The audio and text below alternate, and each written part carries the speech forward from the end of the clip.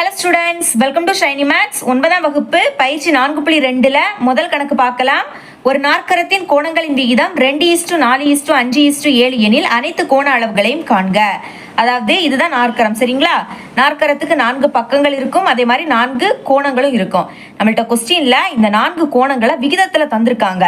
நம்ம தனித்தனியா ஒவ்வொரு கோண அளவையும் கண்டுபிடிக்கணும், சரிங்களா? ஓகே, தீர்வு ஃபர்ஸ்ட் கொஸ்டின்ல தந்திருக்கதை அப்படியே எடுத்து எழுதிக்கிட்டேன். ஓகே, இப்போ என்ன பண்ண போறேன்னா ஃபர்ஸ்ட் உள்ளத கோணம் ஏ அப்படின்னு எடுத்துக்கணும். இங்க என்னது இருக்கு? முதல்ல 2 இருக்கு, அப்ப 2 எழுதிக்கிட்டு கூட எக்ஸையும் எழுதிருங்க. நெக்ஸ்ட் ரெண்டாவது இருக்கக்கூடியதா கோணம் பி அப்படின்னு எடுத்துக்கணும். இங்க என்னது இருக்கு? 4 இருக்கு, கூட எக்ஸ் எழுதிக்கோங்க. அதே மாதிரி மூணாவது இருக்கக்கூடியதா கோணம் சி அப்படின்னு எடுத்துக்கணும். இங்க 5 இருக்கு, கூட எக்ஸையும் எழுதிக்கோங்க. அதே மாதிரி நாலாவது இருக்கக்கூடியதா கோணம் டி அப்படின்னு எடுத்துக்கணும். இங்க 7 இருக்கு, எக்ஸையும் சேர்த்து எழுதிக்கோங்க, சரிங்களா? வேற எதுவுமே பண்ணல, எக்ஸை மட்டும் நான் சேர்த்து எழுதிக்கிட்டேன், அவ்வளவுதான். ஓகே, இந்த மாதிரி ஒவ்வொரு கோண அளவையும் தனித்தனியாக கேட்டாங்க அப்படின்னா கண்டிப்பாக நீங்கள் இது எழுதிதான் ஆகணும். ஏன்னா இதை வச்சு தான் இந்த சம்மையை நம்ம சால்வ் பண்ண போகிறோம், சரிங்களா? நாற்கரத்தின் 4 கோணங்களின் கூடுதல் 360 டிகிரி ஆகும். அதாவது நாற்கரத்தோட 4 கோணங்களை கூட்டணும் அப்படின்னா நம்மளுக்கு 360 டிகிரி கிடைக்கும். ஓகே, இப்போ இந்த மதிப்பை இங்கே பிரதியிடலாமா? ஃபர்ஸ்ட் கோணம் ஏயோட மதிப்பு என்னது? 2x. அப்புறம் இந்த கூட்டல். இனி கோணம் பியோட மதிப்பு என்னது? 4x. அப்புறம் இந்த கூட்டல். இனி கோணம் சியோட மதிப்பு 5x. அப்புறம் இந்த கூட்டல். இனி கோணம் டியோட மதிப்பு என்னன்னா 7x, சரிங்களா? அடுத்த இந்த 360 டிகிரி. ஓகே, இப்போ இந்த 4 இடத்துலையுமே எக்ஸ் இருக்கு, அதுலேயுமே கூட்டல் சிம்பிள் இருக்கு. அப்போ இந்த 4 இடத்தையுமே கூட்டிடலாமா? ஃபர்ஸ்ட் நம்பரை கூட்டலாம். 4 2 கூட்டினா 6, 6 கூட 5 கூட்டினா 11, 11 கூட 7 கூட்டினா 18. அப்போ 18 எல்லாத்துலேயுமே எக்ஸ் இருக்கனால எக்ஸ் எழுதிக்கலாம். இனி இந்த 360 டிகிரி, சரிங்களா? ஓகே, எக்ஸோட மதிப்பு தேவை, எக்ஸை மட்டும் அங்கே வச்சிருங்க. இந்த பக்கம் என்னது இருக்கு? 360 டிகிரி இருக்கு. இனி இங்க இருக்க 18 இங்க பெருக்கல்ல இருக்கு. அப்ப சமத்துக்கு இந்த பக்கம் வந்து வகுத்துல மாறிடும். அப்ப டிவைடட் பை 18 எழுதிக்கலாம். இனி ஓர் 18 18, ஈர் 18 36. அடுத்து அந்த 0 அப்படியே எழுதிருங்க, அந்த டிகிரியும் அப்படியே எழுதிருங்க. அப்ப எக்ஸோட மதிப்பு என்ன கிடைச்சிருக்கு? 20 டிகிரி. இப்ப இந்த எக்ஸோட மதிப்பை இங்க பிரதியிட்டோம் அப்படின்னா ஒவ்வொரு கோண அளவும் நம்மளுக்கு கிடைச்சிடும். ஓகே, ஃபர்ஸ்ட் கோணம் ஏ அதை எப்படி எடுத்துக்கிட்டோம்? 2x அப்படின்னு எடுத்துக்கிட்டோம். 2 அப்படி எழுதிருங்க, எக்ஸுக்கு பதில் அந்த மதிப்பை எழுதிக்கோங்க. 20 டிகிரி பெருக்கலாம். 2 4, அப்புறம் அந்த 0, நெக்ஸ்ட் அந்த டிகிரி. அப்போ கோணம் ஏ நம்மளுக்கு என்ன கிடைச்சிருக்கு? 40 டிகிரின்னு கிடைச்சிருக்கு. ஓகே, இந்த மாதிரி கோணம் பி கண்டுபிடிக்கலாமா? பாருங்க, கோணம் பியை நம்ம எப்படி எடுத்துக்கிட்டோம்னா 4x அப்படின்னு எடுத்துக்கிட்டோம். 4 அப்படி எழுதிருங்க, எக்ஸுக்கு பதில் 20 டிகிரி பெருக்கலாம். 4 8, அப்புறம் வந்து 0, நெக்ஸ்ட் அந்த டிகிரி. ஓகே, அப்போ கோணம் பி என்ன கிடைச்சிருக்கு? 80 டிகிரி, சரிங்களா? இதே மாதிரி கோணம் சி கண்டுபிடிக்கலாம். கோணம் சியை நம்ம 5x அப்படின்னு எடுத்துக்கிட்டோம். 5 அப்படி எழுதிருங்க, எக்ஸுக்கு பதில் 20 டிகிரின்னு எழுதிக்கலாம், சரிங்களா? பெருக்கலாமா? 2 10, அந்த 0, நெக்ஸ்ட் டிகிரி. அப்போ கோணம் சி இதோட மதிப்பு என்ன கிடைச்சிருக்கு? 100 டிகிரி, சரிங்களா? ஓகே, இனி கோணம் டி கண்டுபிடிக்கலாம். கோணம் டியை நம்ம வந்து 7x அப்படின்னு எடுத்துக்கிட்டோம். 7 எழுதிருங்க, எக்ஸுக்கு பதில் 20 டிகிரி. 7 2 14, மறக்காம அந்த 0, நெக்ஸ்ட் அந்த டிகிரி. ஓகே, கோணம் டியோட மதிப்பு 140 டிகிரின்னு கிடைச்சிருக்கு. பார்த்தீங்களா? ஒவ்வொரு கோண அளவையும் நம்ம தனித்தனியாக கண்டுபிடிச்சிட்டோம். ஓகே, இவ்வளோ தான் அந்த சம். ரெண்டாவது கணக்கு பார்க்கலாம். நாற்கரம் ஏபிசிடியில் கோணம் ஏ = 72 டிகிரி. இதுதான் நாற்கரம் ஏபிசிடி, சரிங்களா? இதில் ஏ கோணம் தந்துட்டாங்க 72 டிகிரி, அதை தான் நான் இங்கே எழுதியிருக்கேன். இனி மற்றும் கோணம் சி ஆனது கோணம் ஏயின் மிகை நிரப்பி. மிகை நிரப்பினா என்னன்னா 2 கோணங்களை கூட்டுனா 180 டிகிரி கிடைச்சுன்னா அதுதான் மிகை நிரப்பி. நம்மளுக்கு இங்க கோணம் சி ஆனது கோணம் ஏயின் மிகை நிரப்பின்னு கொடுத்துருக்காங்க.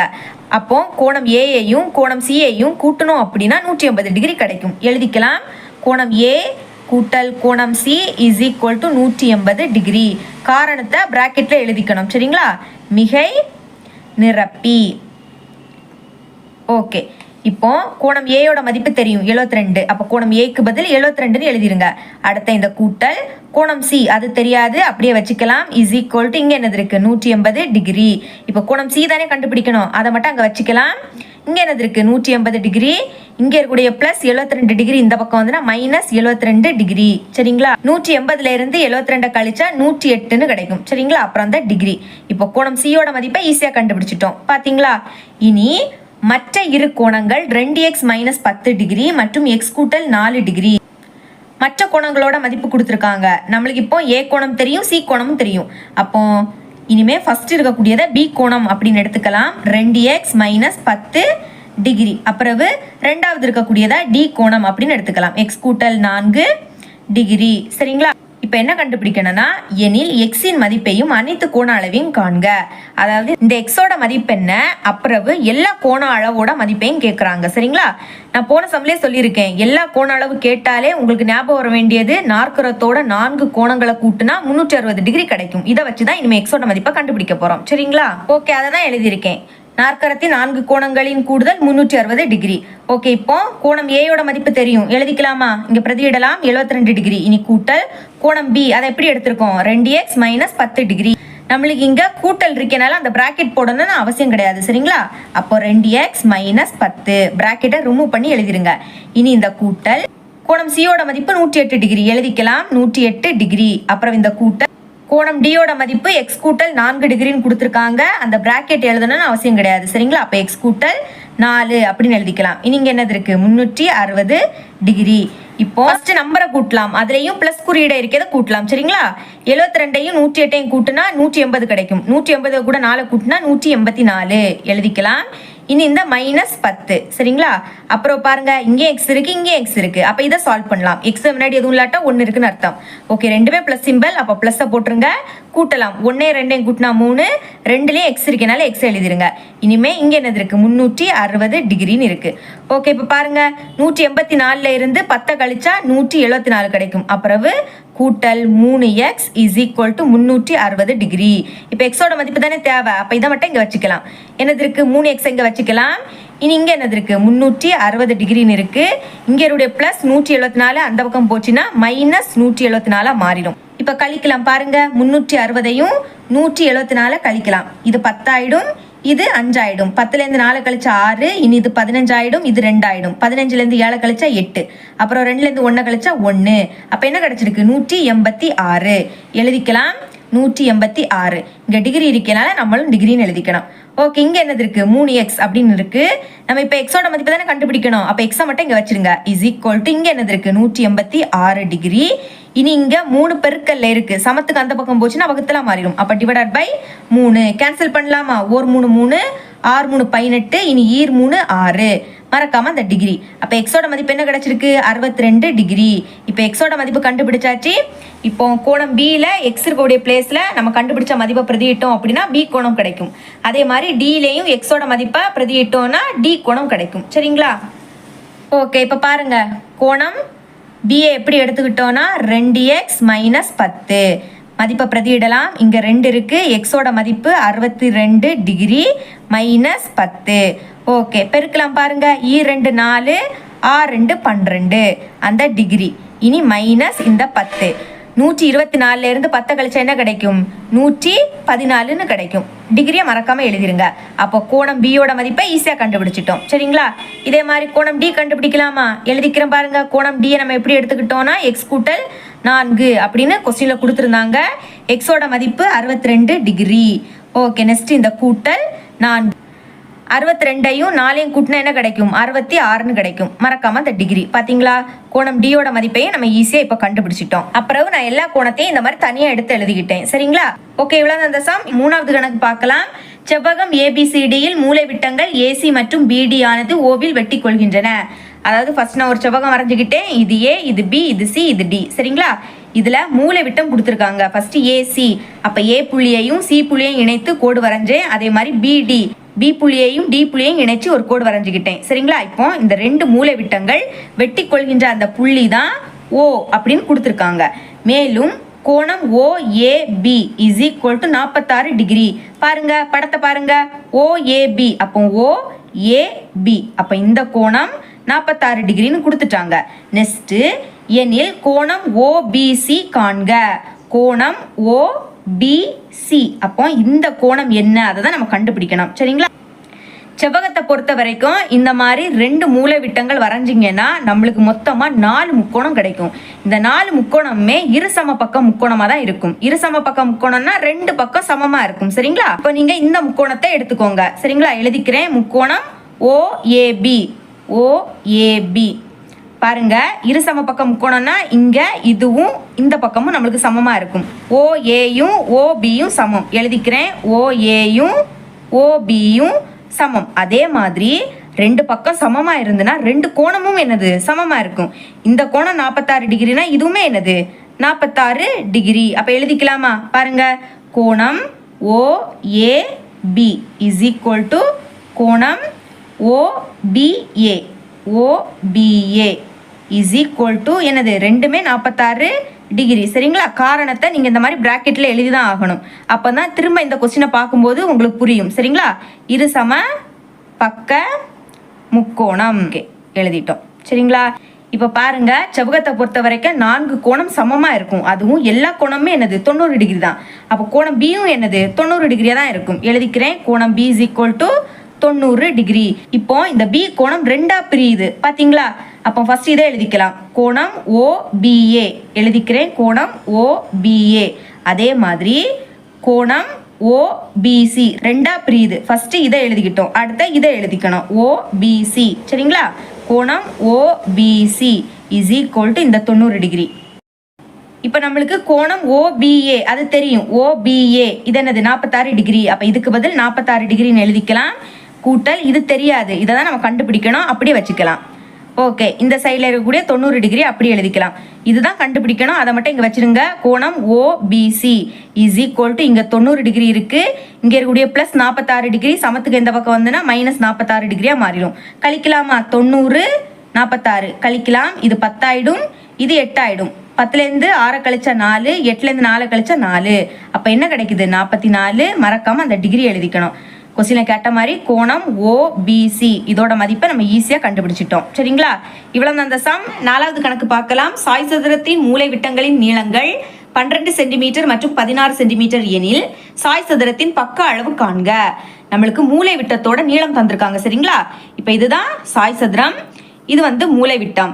சாய் சதுரத்தை பொறுத்த வரைக்கும் 4 பக்கம் நம்மளுக்கு சமமாக இருக்கும், ஆனால் மூலை விட்டம் சமமாக இருக்காது. சரிங்களா? இனி இந்த 2 மூலை விட்டங்களும் சந்திக்கக்கூடிய அந்த புள்ளியை நம்ம O அப்படின்னு எடுத்துக்கலாம். இப்போ இந்த புள்ளி இந்த மூலை விட்டத்தை 2 சமமாக பிரிக்கும். சரிங்களா? அதே மாதிரி இந்த புள்ளி இந்த மூலை விட்டத்தை 2 சமமாக பிரிக்கும். புரியுதுல உங்களுக்கு? ஓகே, ஃபர்ஸ்ட் நான் தந்துருக்கக்கூடிய நீளத்தை BD இந்த மூலை விட்டத்துக்கு எடுத்துக்க போகிறேன். ஏன்னா இதை விடைக்கும் இது என்னது? சின்னது தான். சரிங்களா? அப்போ BD is equal to 12 centimetre. இந்த புள்ளி இந்த ரெண்டையும் இரு சமமாக பிரிக்குது. அப்போ 12 சென்டிமீட்டரை 2ஆ பிரிங்க. இங்கே 6, இங்கே 6. சரிங்களா? கூட்டினா 12 தான் கிடைக்கும். 2 சமமாக நம்ம பிரிச்சிட்டோம். இனி அதே மாதிரி இந்த மூலை விட்டத்துக்கு நான் 16 சென்டிமீட்டர்னு எடுத்துக்கிறேன். சரிங்களா? அதுக்கு முன்னாடி இதை எழுதிக்கலாம். OBயும் ODயும் சமமாக இருக்கும். எழுதிக்கிறேன் பாருங்க. OB is equal to OD ரெண்டுமே சமம் 6 சென்டிமீட்டர். ஓகே, நம்ம அடுத்த நீளத்தை AC எழுதிக்கலாமா? AC is equal to 16 centimetre. இதை 2ஆ பிரிங்க. அப்படின்னா இங்கே 8 வரும், இங்கே 8 வரும். சரிங்களா? அப்போ OAயும் OCயும் சமமாக இருக்கும். OA is equal to OC என்னது? 8 சென்டிமீட்டர். இப்போ அந்த பக்கத்தோட அளவை தான் நம்ம கண்டுபிடிக்கணும். சரிங்களா? ஓகே, இன்னொன்று ஞாபகம் வச்சுக்கோங்க. இந்த 2 மூலை விட்டங்களும் சாய் சதுரத்தை பொறுத்த வரைக்கும் இந்த 2 மூலை விட்டங்கள் வெட்டும் போது நம்மளுக்கு 4 முக்கோணம் கிடைக்கும். சரிங்களா? இந்த 4 முக்கோணமுமே செங்கோண முக்கோணமாக தான் இருக்கும். அதாவது இந்த கோணம் 90 டிகிரி, இந்த கோணமும் 90 டிகிரி, இந்த கோணமும் 90 டிகிரி, இந்த கோணமும் 90 டிகிரியா தான் இருக்கும். சரிங்களா? இப்போ ஏதாவது ஒரு முக்கோணத்தை பயன்படுத்தி இந்த பக்க அளவை கண்டுபிடிங்க. சரிங்களா? ஏன்னா எல்லா பக்கமும் சமம். அப்போ ஒரு முக்கோணத்தை பயன்படுத்தி நம்ம சால்வ் பண்ணாலே போதும். நான் முக்கோணம் AOB இதை சால்வ் பண்ண போறேன். பாருங்க, செங்கோண முக்கோணம் AOB. ஓகே, இங்க வந்து பிதாகரஸ் தேற்றம் அதை நம்ம யூஸ் பண்ணிக்கலாம். சரிங்களா? பிதாகரஸ் தேற்றத்தின்படி பிதாகரஸ் தேற்றம்னா என்ன? இப்போ இந்த முக்கோணத்தை பாருங்க, 90 டிகிரிக்கு எதிரில் இருக்கக்கூடியதான் கர்ணம். சரிங்களா? இப்போ இந்த கர்ணத்தோட மதிப்பை தான் கண்டுபிடிக்கணும். அது எப்படி கண்டுபிடிக்கணும்னா மற்ற 2 பக்கங்களோட வர்க்கங்களை கூட்டினா அது கர்ணத்தோட வர்க்கத்துக்கு சமமா இருக்கும். சரிங்களா? இப்போ பாருங்க, அப்ப நான் என்ன பண்ணணும்? AB square is equal to இதை தான் நம்ம கண்டுபிடிக்கணும். மற்ற 2 பக்கம் AO எழுதிக்கிறேன். AO ஸ்கொயர் கூட்டல் OB ஸ்கொயர். சரிங்களா? இதான் பிதாகரஸ் தேற்றம். ஓகே, இப்போ AO ஸ்கொயர் AO இதோட மதிப்பு என்னது? 8 சென்டிமீட்டர். அப்போ 8 ஸ்கொயர் இருக்கனால ஸ்கொயர். இனி கூட்டல் OB.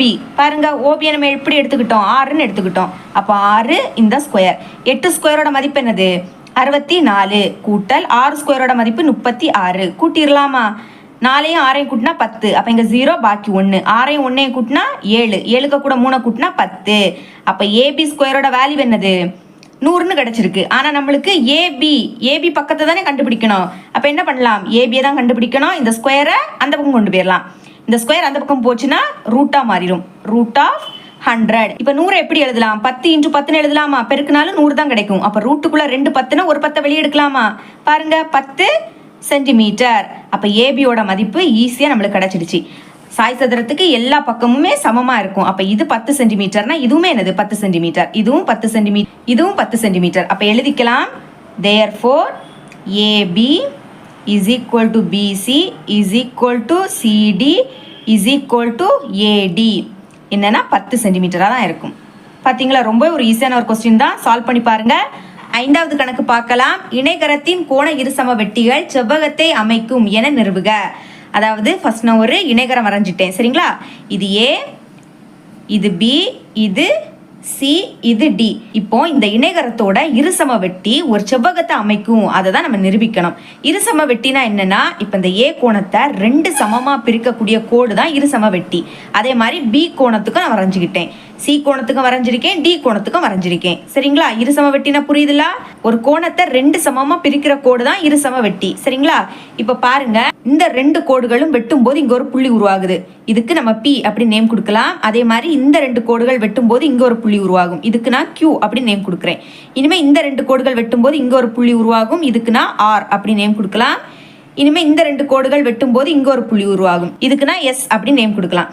இப்போ இந்த PQRS இது வந்து ஒரு செவ்வகமா, அதை தான் நம்ம நிரூபிக்கணும் சரிங்களா. இதை எப்படி நிரூபிக்கலாம்னா, செவ்வகத்தை பொறுத்த வரைக்கும் எல்லா கோணமும் சமமா இருக்கும், அதுவும் 90 டிகிரியா இருக்கும். அப்ப எல்லா கோணமும் நம்ம 90 டிகிரி அப்படி நிரூபிச்சுட்டாலே இது செவ்வகம் அப்படி நம்ம ப்ரூவ் பண்ணிடலாம் சரிங்களா. ஓகே, இன்னொரு விஷயம் புரிஞ்சுக்கோங்க. இணைகரத்தை பொறுத்த வரைக்கும் அடுத்தடுத்த கோணங்களின் கூடுதல் 180 டிகிரி. இப்போ பிக்கு அடுத்த கோணம் என்னது, சி, இல்லாட்டா ஏ. அப்போ பிஏயும் சிஏயும் கூட்டினா 180 டிகிரி கிடைக்கும். இல்லாட்டா பிஏயும் ஏஐயும் கூட்டினா 180 டிகிரி கிடைக்கும். இதே மாதிரி சிஏயும் டிஏயும் கூட்டினா 180 டிகிரி கிடைக்கும் சரிங்களா. நான் இங்க டிஏயும் ஏஐயும் எடுத்துக்கிறேன். அப்போ எழுதிக்கிறேன் பாருங்க, கோணம் ஏ கூட்டல் கோணம் D is equal to 180 degree. காரணத்தை பிராக்கெட்டுக்குள்ளே எழுதிக்கணும். அப்போதான் நீங்கள் திரும்ப இந்த கொஸ்டினை பார்க்கும்போது உங்களுக்கு ஈஸியாக இருக்கும் சரிங்களா. எழுதிக்கிறேன் பாருங்க, அடுத்தடுத்த கோணங்களின் கூடுதல் 180 டிகிரி சரிங்களா. எழுதிட்டேன். இப்போ என்ன பண்ண போறேன்னா, ஃபர்ஸ்ட் கோணம் ஏ எடுத்துக்கோங்க சரிங்களா. கோணம் ஏ, இந்த கோணம் ஏ 2 பிரியுதா, 2 சமமா பிரியுது. அப்போ 2ஆல வகுங்க, டிவைடட் பை 2. அடுத்த இந்த கூட்டல், அதே மாதிரி கோணம் டி இதுவும் என்னது 2ஆ பிரியுது. அப்போ divided by 2 is equal to இங்கே என்னது இருக்கு 180 டிகிரி. இதே நீங்க 2ஆல வகுக்கணும், ஏன்னா இங்கே 2ஆல வகுத்தீங்கன்னா இதையும் என்னது 2ஆல வகுக்கணும் சரிங்களா. இப்போ கோணம் ஏ டிவைடட் பை 2 இது வந்து 2ஆ பிரியுது. நீங்க ஏதாவது ஒரு கோணத்தை எடுங்க, ஒன்லி பிஏபி எடுக்கணும், இல்லாட்டா பிஏடி இதை எடுக்கணும். நான் வந்து இதை எடுத்துக்கிறேன் ஓகேங்களா. பிஏடி இல்லைன்னா டிஏபி எப்படி வேணாலும் எழுதிக்கலாம், ஆனால் நடுவில் ஏ இருக்கணும். எழுதிக்கிறேன் பாருங்க, கோணம் டிஏபி கூட்டல், அதே மாதிரி கோணம் டியும் 2ஆ பிரியுது. ஒன்லி இப்படி எடுத்துக்கோங்க, இல்லைன்னா இப்படி எடுத்துக்கோங்க. நான் இதை எடுத்துக்கிறேன். அப்போதான் இந்த கோணம், இந்த முக்கோணத்தை நம்ம சால்வ் பண்ண முடியும். அப்போ பிடிஏ இல்லைன்னா ஏடிபி, கோணம் ATP is equal to, cancel பண்ணுங்க, ஓ 2 2 9 2 18, அப்புறம் அந்த 0, நெக்ஸ்ட் அந்த டிகிரி. அப்போ என்ன கிடைக்குது 90 டிகிரி. அதாவது இந்த கோணத்தையும் இந்த கோணத்தையும் கூட்டுனா 90 டிகிரி கிடைக்கும் சரிங்களா. இன்னொன்று தெரியும், முக்கோணத்தின் கோணங்களின் கூடுதல் என்னது 180 டிகிரி. அடுத்து அதை எழுதிக்கிறேன் பாருங்க, முக்கோணத்தின் கோணங்களின் கூடுதல் 3 கோணத்தையும் கூட்டுனா நம்மளுக்கு 180 டிகிரி கிடைக்கும் சரிங்களா. 180 டிகிரி ஆகும். அப்போ எழுதிக்கிறேன் பாருங்க, 3 கோணத்தையும் எழுதிக்கலாம். ஃபர்ஸ்ட் இந்த கோணம், அப்போ டிஏபி, கோணம் டிஏபி, அதே மாதிரி கூட்டல், இனி இந்த கோணம் எழுதிக்கலாம் ஏபிடி. எழுதிக்கிறேன் பாருங்க, கோணம் ஏபிடி கூட்டல், அப்புறம் இந்த கோணத்தை எழுதிக்கலாம் பிடிஏ சரிங்களா, இல்லைன்னா ஏடிபி, ஏடிபின்னு எழுதிக்கலாம், கோணம் ஏடிபி. இதை கூட்டுனா 180 டிகிரி கிடைக்கும். நம்மளுக்கு இங்கே இது தெரியும் பார்த்தீங்களா, இதில் பாருங்கள் டிஏபி இதுவும் அடுத்த ஏடிபி இதுவும், இதை ரெண்டையும் கூட்டுனா 90 டிகிரி. அப்போ இந்த ரெண்டையும் நீங்கள் சேர்த்து எழுதிக்கோங்க. அப்போ நம்ம இதை நேராக இந்த மதிப்பை இங்கே பிரதியிடலாம். கோணம் டிஏபி கூட்டல் இதையும் எழுதிக்கோங்க, கோணம் ஏடிபி. அடுத்து இதை எழுதிக்கோங்க, கோணம் APD is equal to 180 degree. அப்போ இதுக்கு பதில் நான் என்ன பிரதியிடலாம்? 90 டிகிரின்னு பிரதியிடலாமா? அப்போ எழுதிக்கிறேன் பாருங்க, 90 டிகிரி கூட்டல், இனி இதை எழுதிக்கலாம், கோணம் APD is equal to 180 degree. இங்கே இந்த கோணம் தானே தெரியணும். அப்போ கோணம் ஏபிடி அதை மட்டும் வச்சுருங்க. இங்கே 180 டிகிரி இருக்குது. இங்கே என்னுடைய ப்ளஸ் 90 டிகிரி அந்த பக்கம் போச்சுன்னா மைனஸ் 90 டிகிரியாக மாறிடும். அப்போது 180 டிகிரிலேருந்து 90 டிகிரியை கழிச்சா என்ன கிடைக்கும்? 90 டிகிரின்னு தான் கிடைக்கும். ஓகேங்களா? அப்போ கோணம் ஏபிடி பாருங்க, கோணம் ஏபிடி அதாவது இது வந்து நம்மளுக்கு 90 டிகிரின்னு கிடச்சிருக்கு. இப்போ இது 90 டிகிரினா இதுவுமே என்னது 90 டிகிரியாக இருக்கும். ஏன்னா குத்தெதிர் கோணங்கள் சமமாக இருக்கும். இது 90 டிகிரினா இதுவுமே என்னது 90 டிகிரி. அப்போ எழுதிக்கிறேன் பாருங்க. தேர்ஃபோர் அதை எப்படி எழுதிக்கலாம்? QPS இப்படி எழுதிக்கலாம், இல்லைன்னா SPQன்னு எழுதிக்கலாம். நடுவில் இதுதான் இருக்கணும். சரிங்களா? ஓகே, எழுதிக்கிறேன் பாருங்க. கோணம் QPS என்னது 90 டிகிரி. பிராக்கெட்டில் எழுதிக்கோங்க, குத்தெதிர் கோணங்கள். சரிங்களா? கோணங்கள். ஓகே, எழுதிட்டோம். இப்போ ஒரு கோணம் கண்டுபிடிச்சிட்டோம். இதே மாதிரி ஒவ்வொரு முக்கோணத்தையும் நம்ம சால்வ் பண்ணோம்னா இப்போ இதுவும் என்னது 90 டிகிரியா இருக்கும். இதுவும் 90 டிகிரி, இதுவும் 90 டிகிரி. அப்ப எழுதிக்கிறேன் பாருங்க. இதே போல் எழுதிக்கிறேன் பாருங்க. Q கோணம் 90 டிகிரி. அப்ப எப்படி எழுதிக்கலாம்? PQR கோணம் PQR is equal to அதே மாதிரி R கோணம் QRS. சரிங்களா? கோணம் QRS is equal to அப்புறம் S கோணம் RSP. சரிங்களா? ஓகே, கோணம் RSP is equal to 90 டிகிரியா தான் இருக்கும். ஓகே, அப்போ எப்படி எழுதிக்கலாம்? எனவே எல்லாமே 90 டிகிரி. அப்போ கோண இரு சமவெட்டிகள் செவ்வகத்தை அமைக்கும். சரிங்களா? எனவே கோண இரு சம வெட்டிகள் செவ்வகத்தை அமைக்கும். இந்த மாதிரி எழுதி முடிச்சுக்கணும். ஓகேங்களா? இவ்வளவுதான் இந்த சம். 6வது கணக்கு பார்க்கலாம். ஒரு பொதுவான அடிப்பக்கத்தையும் ஒரு ஜோடி இணைகோடுகளுக்கு இடையேயும் அமைந்துள்ள முக்கோணம் மற்றும் இணைகரத்தின் பரப்புகள் 1:2 என்ற விகிதத்தில் அமையும் என நிறுவுக. நான் ஃபர்ஸ்ட் தந்திருக்கதை அப்படியே வரைஞ்சிக்க போறேன். ஒரு பொதுவான அடிப்பக்கத்தையும் ஒரு ஜோடி இணைகோடுகளுக்கு இடையேயும் அமைந்துள்ள முக்கோணம் மற்றும் இணைகரத்தின் பரப்புகள்.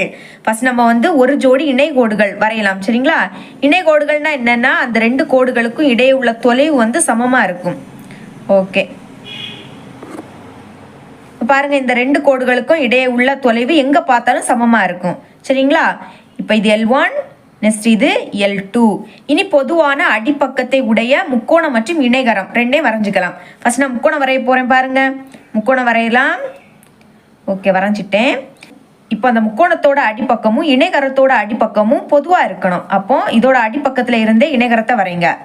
ஓகேங்களா? இப்படி வரைஞ்சிக்கலாம். இனி இங்க வரைஞ்சிட்டோம். நேம் கொடுக்கலாமா? ABCDE. நம்மளுக்கு கொஸ்டின்ல என்ன தந்திருக்காங்கன்னா பொதுவான அடிப்பக்கத்தையும் ஒரு ஜோடி இணைகோடுகளுக்கு இடையேயும் அமைந்துள்ள முக்கோணம் மற்றும் இணைகரத்தின் பரப்பு 1:2 என்ற விகிதத்தில் அமையும் என நம்ம நிரூபிக்கணும். ஓகேங்களா? 1:2னா அதை 1/2ன்னு எழுதலாமா? விகிதத்துல இருக்கு, இதை வகுத்தலாவும் எழுதிக்கலாம். இப்படிதான் நம்ம இந்த சம்ம சால்வ் பண்ண போறோம். சரிங்களா? லாஸ்ட் 1:2 இப்படி நம்ம எழுதிக்கலாம்.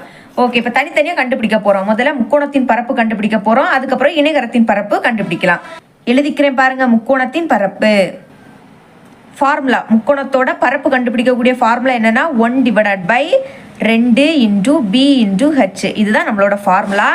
எழுதிக்கலாம். 1/2 அப்படியே எழுதிக்கோங்க.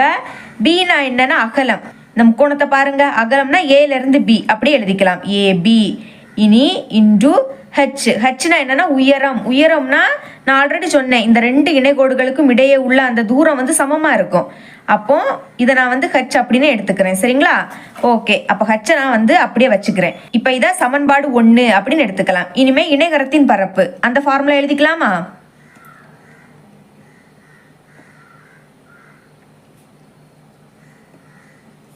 is equal to B into H. Bனா அகலம், Hனா உயரம். சரிங்களா? ஓகே, இப்போ பாருங்க இணைகரத்தை பாருங்க. இதுக்கும் அகலம் என்னது? Aல இருந்து B தான். அப்போ ABன்னு எழுதிக்கலாமா? ஓகே இன்டு ஹெச் அப்படியே வச்சுக்கோங்க.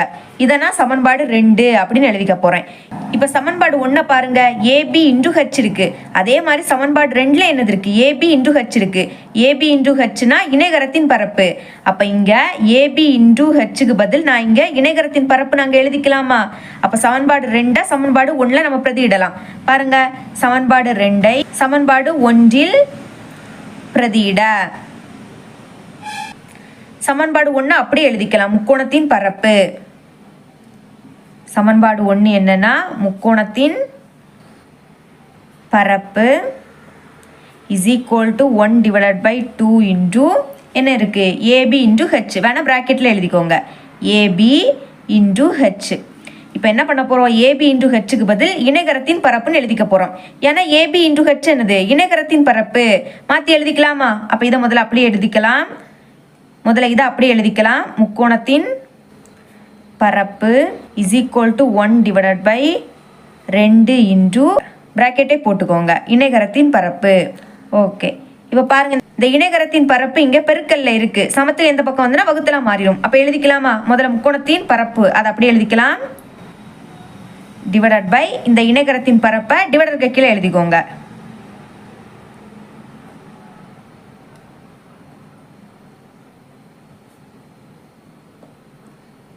இஸ் ஈக்குவல் டு, இனி இந்த பக்கம் என்னதான் இருக்கும், 1 டிவைடட் பை 2 மட்டும் இருக்கும். சரிங்களா?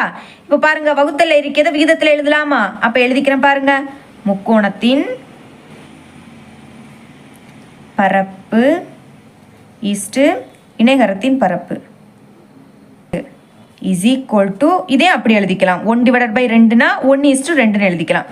பார்த்தீங்களா, கொஸ்டின்ல நிரூபிக்க சொன்னதை நம்ம அப்படி நிரூபிச்சிட்டோம். சரிங்களா? அப்போ என நிரூபிக்கப்பட்டதுன்னு எழுதிருங்க ஃபைனலா.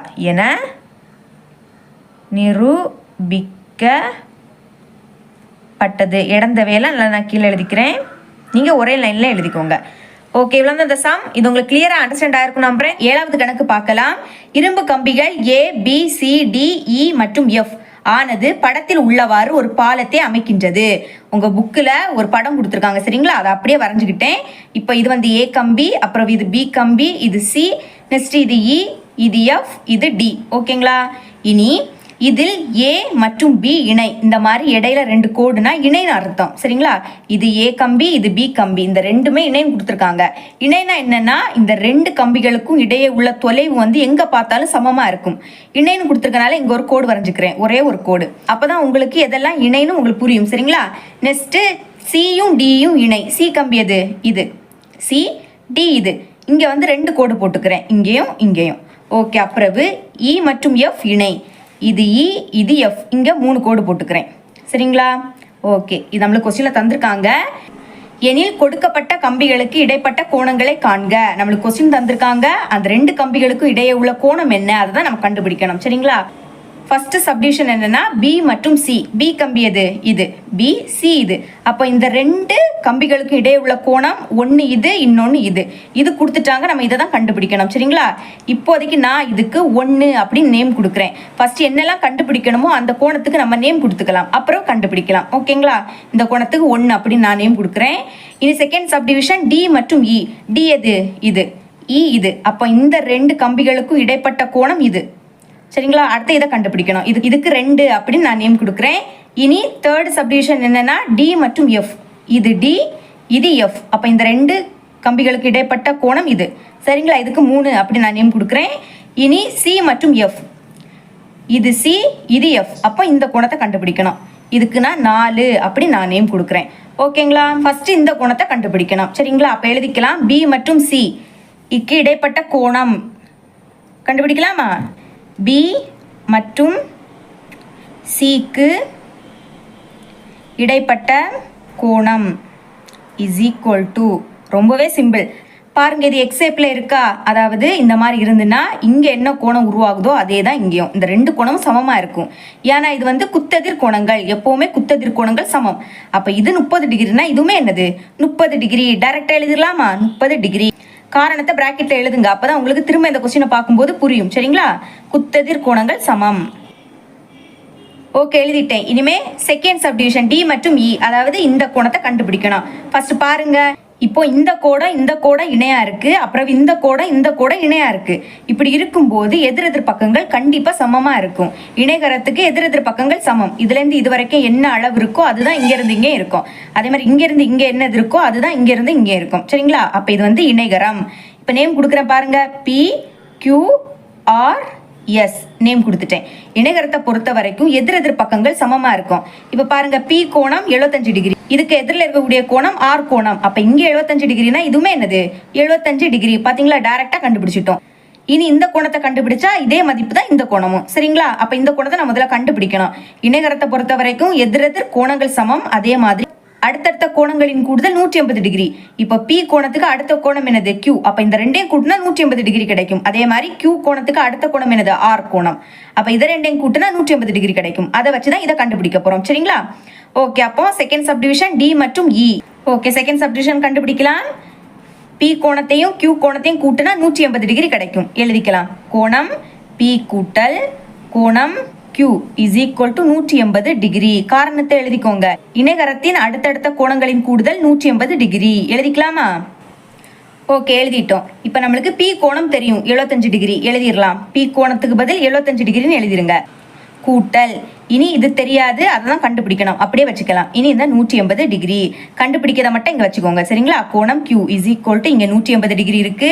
இங்க பிளஸ் 75 டிகிரி அங்க போச்சுன்னா மைனஸ் 75 டிகிரியா மாறிடும். கழிக்கலாமா? 180ல இருந்து 75 கழிங்க. இது 10 ஆயிடும், இது 7 ஆயிடும். 10ல இருந்து 5 கழிச்சா 5, 7ல இருந்து 7 கழிச்சா 0. அடுத்து இந்த 1 அப்படியே எழுதிக்கோங்க. என்ன கிடைச்சிருக்கு? 105 டிகிரி. அப்போ கோணம் Q ஈஸியா கண்டுபிடிச்சிட்டோம். 105 டிகிரி எழுதிக்கலாம். கோணம் Q 105 டிகிரின்னு கிடைச்சிருக்கு. அப்போ இதுக்கு எதிரில் இருக்கக்கூடிய கோணமும் என்னது 105 டிகிரியா தான் இருக்கும். ஓகேங்களா? அப்ப ஆன்சர் எழுதிடலாம். D மற்றும் Eக்கு இடைப்பட்ட கோணம் என்னது 105 டிகிரி. எழுதிடலாம். D மற்றும் Eக்கு இடைப்பட்ட கோணம் is equal to 105 டிகிரி. இனி தேர்ட் சப்டிவிஷனும் தெரியும். சரிங்களா? இது கோணம் 3. D மற்றும் Fக்கு இடைப்பட்ட கோணம் என்னது 75 டிகிரின்னு கண்டுபிடிச்சிருக்கோம். எதிரெதிர் கோணங்கள் சமம். சரிங்களா? அப்ப எழுதிக்கலாமா? D மற்றும் Fக்கு இடைப்பட்ட கோணம் is equal to 75 டிகிரி. காரணத்தை எழுதிக்கோங்க. இணைகரத்தின் எதிரெதிர் கோணங்கள் சமம். ஓகே, எழுதிட்டேன். இனிமே ஃபோர்த் சப்டிவிஷன் C மற்றும் F, அதாவது என்ன இருக்கு நேம் கொடுத்தோம் இல்ல, 4ன்னு நேம் கொடுத்தோம். அப்போ இதோட கோணம் என்னன்னா 105 டிகிரி. எழுதிடலாமா?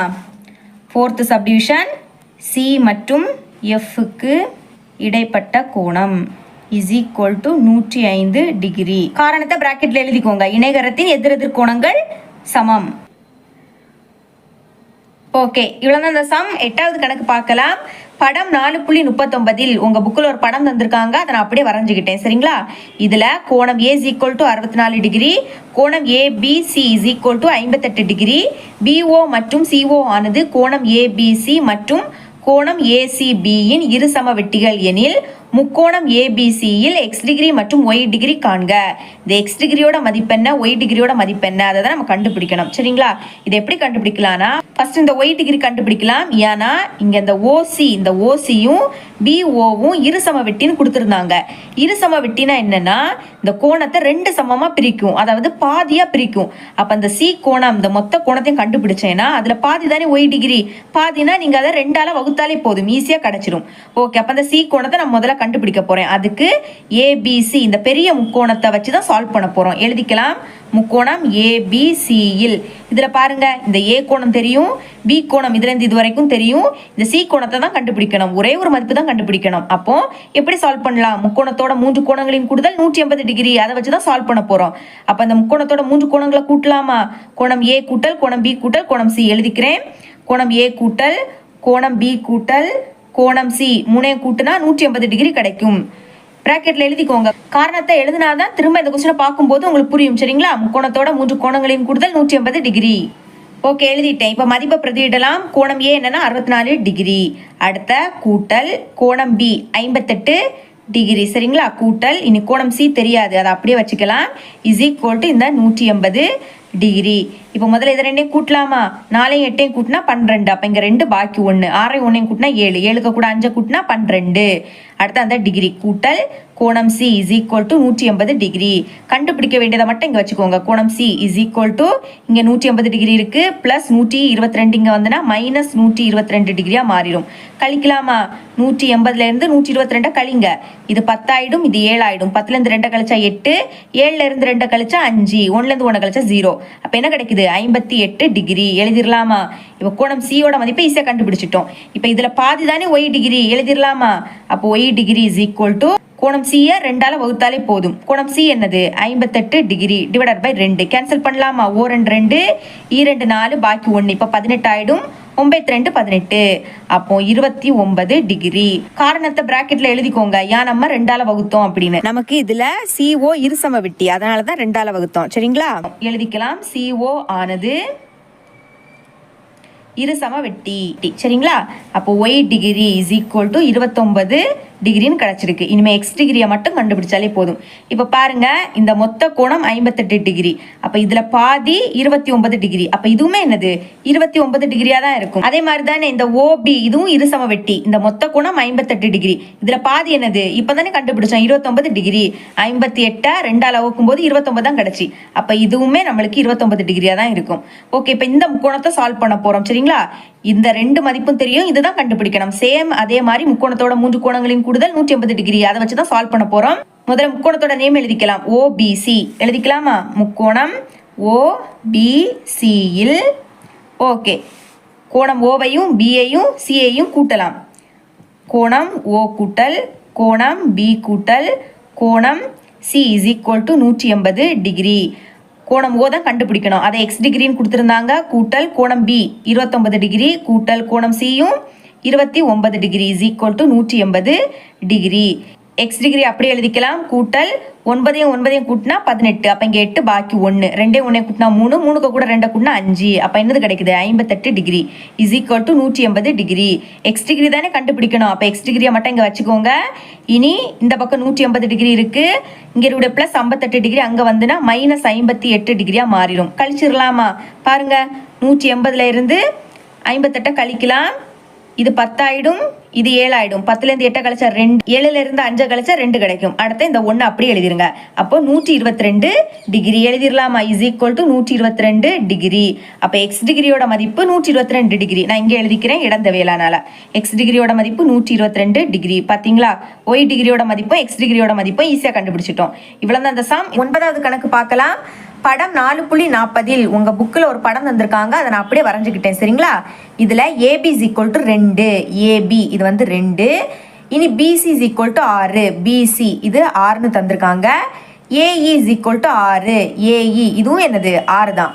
இனி பிஎஃப் இஸ் ஈக்குவல் டு 8, இது பி இது எஃப். அப்போ இதுலேருந்து இது வரைக்கும் என்னது? 8. அப்போ இப்படி வரைஞ்சிக்கலாம். சரிங்களா? இது 8ன்னு எழுதிக்கலாம். இனி CE is equal to 7, CE இதுல இருந்து இது வரைக்கும் 7. ஓகே, அப்போ 7ன்னு எழுதிக்கலாம். இனிமே CF is equal to 7, CF இதுல இருந்து இது வரைக்குமே என்னது?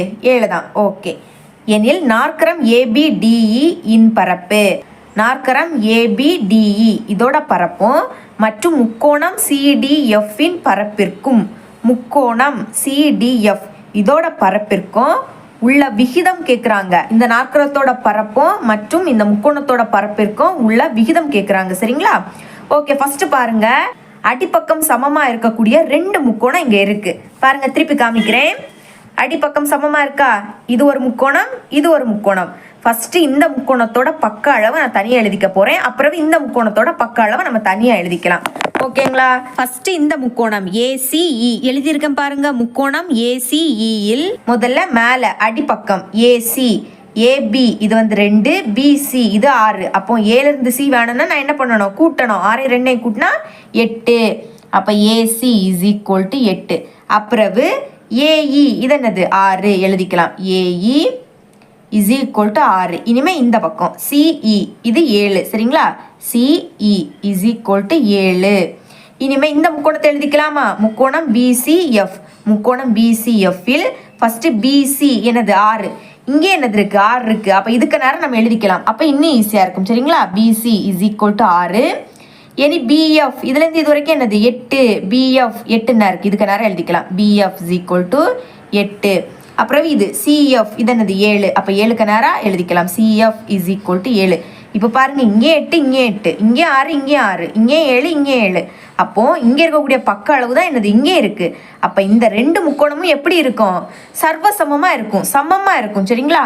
அப்போ முக்கோணம் ஏசிஇ சர்வசமம்னா சமம் இப்படி போட்டுக்கிட்டு மேலே எஸ் மாதிரி போடணும். சரிங்களா? ஓகே. முக்கோணம் பிசிஎஃப் இந்த ரெண்டு முக்கோணமும் சர்வசமமா இருக்கு. ரெண்டு முக்கோணமும் சமமா இருந்துன்னா அதோட பரப்புமே என்னது சமமா இருக்கும். அப்போ முக்கோணம் ஏசிஇன் பரப்பு சமம் முக்கோணம் பிசிஎஃப்பின் பரப்பு. ரெண்டு முக்கோணமும் சமமா இருக்கும். ஓகே. இப்போ பாருங்க, இந்த முக்கோணத்துல சின்னதா ஒரு முக்கோணமும் இருக்கு பாத்தீங்களா? பிசிடி. அப்போ நான் இந்த பெரிய முக்கோணத்துல இருந்து இந்த சின்ன முக்கோணத்தை நான் கழிக்க போறேன். ஃபர்ஸ்ட் கழிக்கலாமா? அதே மாதிரி இங்கே பாருங்க, இந்த முக்கோணத்திலேயே இந்த முக்கோணம் இருக்கு பாத்தீங்களா? அப்ப இந்த முக்கோணத்துல இருந்தும் நான் இதையும் கழிக்க போறேன். எழுதிக்கலாம். முக்கோணம் ஏசிஇ முக்கோணம் ஏசியின் பரப்புல இருந்து மைனஸ் இனி முக்கோணம் பிசிடி இதோட பரப்பை நான் கழிக்க போறேன்.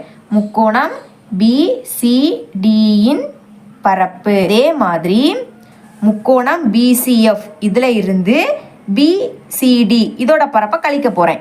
முக்கோணம் பிசிஎஃப்பின் பரப்பு கழித்தல் முக்கோணம் பிசிடியின் பரப்பு. ரெண்டு முக்கோணத்துல இருந்தும் அந்த சின்ன முக்கோணத்தை கழிச்சிட்டேன். இப்போ பாருங்க, இந்த பெரிய முக்கோணத்துல இருந்து இதை நான் கழிக்கிறேன் அப்படின்னா நான் மறைச்சு வைக்கிறேன். சரிங்களா? அப்ப என்ன கிடைக்கும்? பாக்கி நாற்கரம் ஏபிடிஇ இது கிடைக்கும். சரிங்களா? எழுதிக்கலாமா? அப்படி கழிச்சா நம்மளுக்கு என்ன கிடைக்கும்னா நாற்கரம் ஏபிடிஇன் பரப்பு. சரிங்களா? பரப்பு அதை எழுத மறக்கக்கூடாது.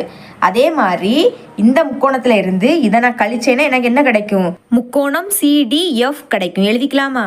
முக்கோணம் சிடிஎஃப்பின் பரப்பு. இப்பவும் நம்மளுக்கு இந்த நாற்கரத்தோட பரப்பும் இந்த முக்கோணத்தோட பரப்பும் சமமா இருக்கும். ரெண்டு முக்கோணத்திலயுமே ஒரே முக்கோணத்தை தான் கழிச்சிருக்கோம். சரிங்களா? இப்போ இந்த ரெண்டோட பரப்புமே நம்மளுக்கு சமமா இருக்கும். அதாவது இப்ப இது 8னா நாற்கரத்தோட பரப்பு 8னா முக்கோணத்தோட பரப்பும் என்னது 8. இது 7னா இதுவும் என்னது 7ஆ தான் இருக்கும். இங்க சமம் போட்டுக்கலாம். சரிங்களா? ஏன்னா நம்ம இங்க சமம் தானே போட்டிருக்கோம். இங்க பாருங்க, சமத்துக்கு அந்த பக்கம் இருக்கக்கூடிய 7 இங்க வந்து என்ன ஆயிடும்?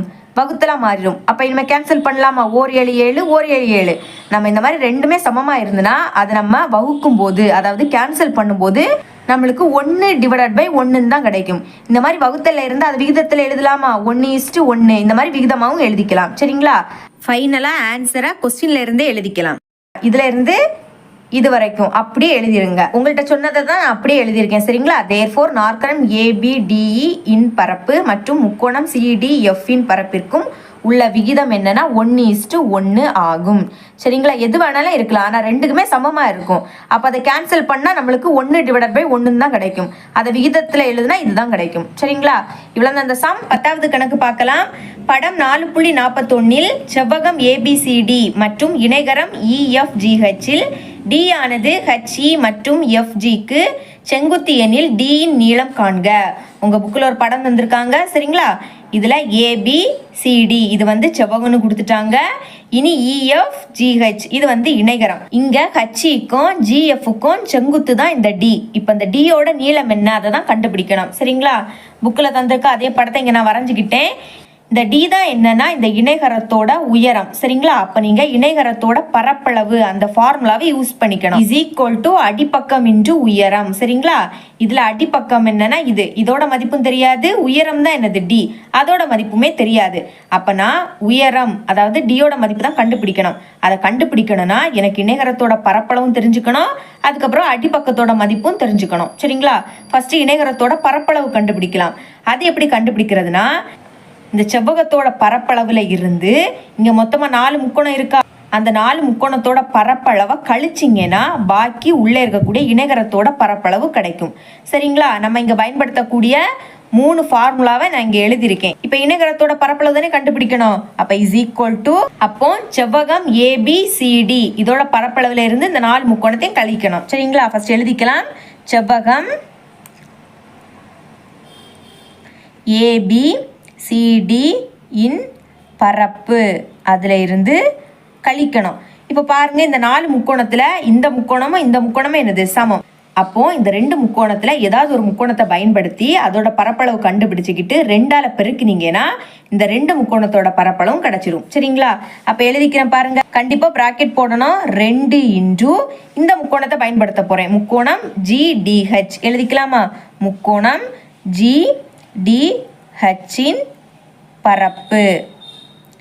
அப்புறம் கூட்டல். ஏன் கூட்டல் போடுறோம் அப்படின்னா, இந்த 4 முக்கோணத்தோட பரப்பளவு தெரியணும் இல்லையா? அதனால நீங்க கூட்டணும். இந்த 4 முக்கோணத்தோட பரப்பளவை கூட்டணும். சரிங்களா? இனிமே இந்த 2 முக்கோணம் பாருங்க, இது ரெண்டுமே சமம். அப்போ நான் இந்த முக்கோணத்தை பயன்படுத்த போறேன். 2 முக்கோணம் இருக்கனால 2 எழுதிக்கலாம். இந்த முக்கோணத்தோட நேம் CGF. அப்ப எழுதிக்கலாம் முக்கோணம் CGF இன் பரப்பு. சரிங்களா? ஓகே. இப்போ செவ்வகம் ABCD இன் பரப்பு அதோட ஃபார்முலா என்ன இருக்கு? நீளம் இன்டு அகலம். நீளம்னா இது. சரிங்களா? A ல இருந்து D. இப்போ பாருங்க, A ல இருந்து H 3, H ல இருந்து D 5. இந்த அளவை கண்டுபிடிக்கணும்னா இதை கூட்டணும். சரிங்களா? 5 3 கூட்டினா 8. அப்ப 8 இன்டு இனி அகலம்னா D ல இருந்து C. இங்க 6 இங்க 4. அப்ப கூட்டுங்க. 6 4 கூட்டினா 10. அடுத்த மைனஸ் பிராக்கெட்டை ஓப்பன் பண்ணிருங்க. இனி இந்த 2. இனிமே செங்கோண முக்கோணம். இந்த 4 முக்கோணமே செங்கோண முக்கோணம். ஏன்னா இந்த செவ்வகம் இருக்கு பாத்தீங்களா? இந்த செவ்வகத்தோட 4 கோணமும் 90 டிகிரியா இருக்கும். இதுவும் 90 டிகிரி, இது 90 டிகிரி, இது 90 டிகிரி, இதுவும் என்னது 90 டிகிரி. அப்ப இது செங்கோண முக்கோணம். ஃபார்முலாவை பாருங்க. 1/2 எழுதிக்கலாம். இன்டு 1/2. இங்க பெருக்கல் இருக்கு, அதனால பெருக்கல். இன்டு அடிப்பக்கம்னா இதோட மதிப்பு 6 இன்டு இனி உயரம்னா என்னது? இது 5 எழுதிக்கலாம். 5. அப்புறம் கூட்டல். இனி இந்த 2 இன்டு இங்கேயும் அப்படிதான். ஃபர்ஸ்ட் 1/2 இன்டு இந்த முக்கோணம். சரிங்களா? அடிப்பக்கம் என்னது 4, உயரம் 3. அப்ப 4 இன்டு 3 எழுதிக்கலாமா? 4 இன்டு 3 பிராக்கெட்டை க்ளோஸ் பண்ணிருங்க. 8 10 பெருக்குனா என்ன கிடைக்கும்? 80 கிடைக்கும். Next minus bracket. இந்த 2 கேன்சல் ஆயிரும். சரிங்களா? பாக்கி என்னது இருக்கு? 6 5 இருக்கு. 6 5 30. 30 கூட 1 பெருக்குனால 30 தான். சரிங்களா? இனி கூட்டல். இந்த 2ஐயும் கேன்சல் பண்ணிடலாம். பாக்கி 4 3 3 12. ஓகே. இப்போ பாருங்க, 80 அப்படியே எழுதிக்கலாம். மைனஸ் கூட்டுங்க. 30ஐயும் 12ஐயும் கூட்டலாம். 2ஐயும் 0ஐயும் கூட்டினா 2, 1ஐயும் 3ஐயும் கூட்டினா 4. அப்போ 80ல இருந்து 42 கழிச்சா 38ன்னு கிடைக்கும். சரிங்களா? மறக்காம சதுர அலகுன்னு எழுதிக்கணும். ஏன்னா இது பரப்பளவு, அதனால சதுர அலகு எழுதிக்கணும். சரிங்களா? இப்போ இணைகரத்தோட பரப்பளவு கண்டுபிடிச்சிட்டோம். இனி இந்த இணைகரத்தோட அடிப்பக்கத்தை தான் கண்டுபிடிக்கணும். அது எப்படி கண்டுபிடிக்கலாம்னா, இப்போ பாருங்க, இது என்னது? செங்கோண முக்கோணம். இதுல 90 டிகிரிக்கு எதிரில் இருக்கக்கூடியதான் என்னது? கர்ணம். அப்போ இந்த கர்ணம் தான் இந்த இணைகரத்தோட அடிப்பக்கம். பாத்தீங்களா? அப்ப நான் இந்த முக்கோணத்தை பயன்படுத்தி கர்ணத்தோட மதிப்பு கண்டுபிடிச்சேன்னா அடிப்பக்கத்தோட மதிப்பும் அதே தான். சரிங்களா? அப்ப இங்க பிதாகரஸ் தேற்றத்தை பயன்படுத்தலாமா? இந்த முக்கோணத்தோட நேம் என்னன்னா CGF. அப்ப எழுதியிருக்கேன் பாருங்க. முக்கோணம் CGF இல் பிதாகரஸ் தேற்றத்தின் படி. ஓகே. பிதாகரஸ் தேற்றம்னா கர்ணத்தோட வர்க்கம். கர்ணம்னா 90 டிகிரிக்கு எதிரில் இருக்கக்கூடிய GF. சரிங்களா? எழுதிக்கலாம். GF வர்க்கம்னால அடுக்குல 2. இது எதுக்கு சமமா இருக்கும்? மற்ற 2 பக்கங்களோட வர்க்கங்களோட கூடுதலுக்கு சமமா இருக்கும். அப்போ ஒரு பக்கம் GC எழுதிக்கலாம். GC அடுத்த அடுக்குல 2. இனி கூட்டல். இன்னொரு பக்கம் CF. ஓகே. CF அடுக்குல 2. ஓகே. மதிப்பை பிரதியிடலாம். GCயோட மதிப்பு என்னது? 4. அப்போ 4 ஸ்கொயர். இனி கூட்டல். CFோட மதிப்பு என்னது? 3. அப்போ 3 ஸ்கொயர்னு எழுதிக்கலாமா? 4 ஸ்கொயரோட மதிப்பு என்னன்னா 16. அடுக்குல 2. அப்போ 4 2 வாட்டி எழுதி பெருக்கிக்கோங்க. இனி கூட்டல். 3 ஸ்கொயரோட மதிப்பு என்னன்னா 9. 16 9 கூட்டினா 25 கிடைக்கும். இது என்னன்னா GF ஸ்கொயரோட மதிப்பு தான் 25. நம்மளுக்கு என்ன தேவை? GFோட மதிப்பு தானே தேவை. அப்போ GF மட்டும் இங்க வச்சிருங்க. இந்த ஸ்கொயர் சமத்துக்கு அந்த பக்கம் போச்சுன்னா ரூட்டா மாறிடும். இனிமே ரூட்டுக்குள்ள என்னது? 25 எழுதிக்கலாமா? Is equal to root of 25 எப்படி எழுதலாம்? ING 25. ரூட்டுக்குள்ள 2 5 இருந்துன்னா ஒரு 5 வெளியே எடுக்கலாமா? அப்போ GFோட மதிப்பை ஈஸியா கண்டுபிடிச்சிட்டோம். பாத்தீங்களா? இப்போ நம்மளுக்கு அடிப்பக்கத்தோட மதிப்பும் தெரியும், இணைகரத்தோட பரப்பளவும் தெரியும். அப்ப இந்த ஃபார்முலாவை எழுதி இதுல பிரதியிடலாம். ஓகே. ஃபார்முலா எழுதியிருக்கேன் பாருங்க. இணைகரத்தின் பரப்பளவு இஸ் ஈக்குவல் டு அடிப்பக்கம் இன்டு உயரம். ஓகே, இணைகரத்தின் பரப்பளவு என்ன கிடைச்சி? 38 சதுர அலகு. அப்போ 38ன்னு எழுதிக்கலாம். இனிமேல் இந்த இஸ் ஈக்குவல் டு இனி அடிப்பக்கத்தோட மதிப்பு 5. சரிங்களா? 5 இன்டு உயரம். உயரம் தான் நம்மளுக்கு என்னது? டின்னு கொடுத்துருந்தாங்க. அப்போ டின்னு எழுதிக்கலாம். இப்போ டியோட மதிப்பு தானே தேவை. இந்த 5 இங்கே கொண்டு வந்துருங்க. இங்கே 38 இருக்குது, இந்த 5 பெருக்கல்ல இருக்குது. இந்த பக்கம் வந்து வகுத்தலாம் மாறிடும். இஸ் ஈக்குவல் டு இங்கே டி இருக்கும். ஓகே, இதை கேன்சல் பண்ண முடியாது. அப்போ வகுத்துடலாமா? 38 5ஆல் வகுக்கலாம். இப்போ பாருங்க, 7 5 35. ஓகே, கழிச்சா 8ல் இருந்து 5 கழிச்சா 3 கிடைக்கும். இப்போ இந்த 3 இந்த 5 விடைக்கும் சின்ன நம்பர். அப்போ புள்ளி வச்சுக்கிட்டு ஒரு 0 இறக்கிடலாமா? இப்போ பாருங்க, 30ல் 5 எத்தனை வாட்டி இருக்கு? 6 வாட்டி இருக்கு. 6 5 30 கழிச்சா 0 கிடைச்சிடும். அப்போ நம்மளுக்கு வகுத்தா என்ன கிடைக்குது? 7.6ன்னு கிடைக்குது. அப்போ 7.6 இஸ் ஈக்குவல் டு டி. பார்த்தீங்களா? டியோட மதிப்பை ஈஸியாக கண்டுபிடிச்சிட்டோம். அப்போ ஃபைனலாக எழுதிக்கலாம். தேர்ஃபோர் டி இன் நீளம் இஸ் ஈக்குவல் டு 7.6. பார்த்தீங்களா? ஈஸியாக கண்டுபிடிச்சிட்டோம். 11வது கணக்கு பார்க்கலாம். படத்தில் இணைகரம் ஏபிசிடியில் முனை டியிலிருந்து வரையப்படும் கோடு டிபி ஆனது பிசியின் நடுப்புள்ளியை எண்ணிலும் ஏபியின் நீட்சியை பியிலும் சந்திக்கிறது. அதாவது என்ன கொடுத்துருக்காங்கன்னா, இணைகரம் ஏபிசிடி இதுல டி முனையிலிருந்து வரையப்படும் டிபி என்கிற இந்த கோடு பிசியோட நடுப்புள்ளியான எண்ணிலும் அப்புறம் ஏபியோட நீட்சினா என்னன்னா, ஏபி கோட்ல இருந்து கொஞ்சம் நீண்டு ஒரு கோடு வந்து அப்படின்னா அதுதான் நீட்சி. சரிங்களா? இதை பி அப்படின்னு கொடுத்துருக்காங்க. இப்போ இந்த டிபி கோடு இந்த எண்ணிலும் பியிலையும் சந்திக்குது அப்படின்னு கொடுத்துட்டாங்க. அப்புறம் சியிலிருந்து வரையப்படும் கோடு சி கியூ ஆனது ஏடியின் நடுப்புள்ளியை எம்மிலும் ஏபியின் நீட்சியை கியூவிலும் சந்திக்கிறது. அதே மாதிரி இப்போ பாருங்க, இந்த சி முனையிலிருந்து வரையப்படும் கியூசி என்கிற அந்த கோடு ஏடியோட நடுப்புள்ளியான எம்மிலும் ஏபியோட நீட்சியான கியூவிலும் சந்திக்குதான். ஓகேங்களா? இனி கோடுகள் டிபி மற்றும் சிக்யூ ஆனது ஓவில் சந்திக்கிறது. கோடு சிக்யூ அப்புறம் டிபி இந்த 2 கோடுகளும் ஓ புள்ளியில சந்திக்குது அப்படின்னு கொடுத்துட்டாங்க. எனில் முக்கோணம் QPOவின் பரப்பளவானது இணைகரம் ABCDயின் பரப்பளவில் 9/8 மடங்கு என நிறுவுக. அப்படின்னா என்னன்னா, முக்கோணம் QPO இதோட பரப்பளவானது இணைகரம் ABCDயின் பரப்பளவுல 9/8 மடங்கு அப்படி நம்ம நிரூபிக்கணும். சரிங்களா? இப்போ இந்த படத்தை அப்படியே நான் வரைஞ்சிருக்கேன் பாருங்க, வரைஞ்சிட்டேன். இப்போ என்ன பண்ண போறேன்னா, ஏடியோட நடுப்புள்ளி எம், அதே மாதிரி பிசியோட நடுப்புள்ளி என்னது என். இப்போ இந்த நடுப்புள்ளி 2ஐயும் நான் இணைச்சேன் அப்படின்னா நம்மளுக்கு இணைகரம் ஏபிசிடி 2 இணைகரமா மாறிடும். ஏன்னா இதோட நடுப்புள்ளியை தானே இணைச்சிருக்கோம். அப்போ 2 சமமான இணைகரம் இப்போ கிடைச்சிருக்கு. இனி என்ன பண்ண போறேன்னா, எம்ஐயும் பிஐயும் இணைக்க போறேன். இணைக்கலாமா? ஓகே. அதே மாதிரி ஏஐயும் என்ஐயும் இணைக்கிறேன். ஓகே, இப்போ பிரிச்சுட்டோம். அதே மாதிரி QM இதோட நடுப்புள்ளி இங்கே வச்சுக்கிறேன். இதுக்கு எஸ் அப்படி நேம் கொடுக்குறேன்.